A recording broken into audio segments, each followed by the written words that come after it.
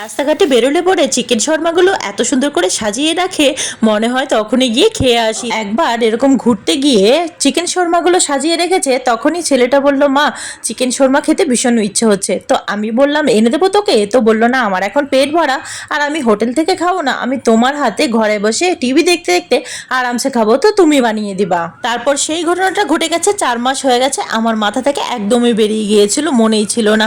হঠাৎ করে কালকে আমার ছেলেটা বলল, মা তুমি কি ভুলে গেছো তোমার কাছে আমি কি চিকেন শর্মা খেতে চেয়েছিলাম? তখনই হঠাৎ করে মনে পড়লো, আরে হ্যাঁ ঘরে তো চিকেন রয়েছেই, তবে চিকেনগুলো টিফিন বক্সে ঢোকে না বলে আমি একটু ছোট ছোট টুকরো করেই রেখেছিলাম। তো সেই মতোই আমি ব্রেস্টের পিসগুলো পাতলা পাতলা করে কেটে তারপর সব মশলা দিয়ে মেখে আমি আধা ঘন্টা মতো রেখে দিয়েছিলাম।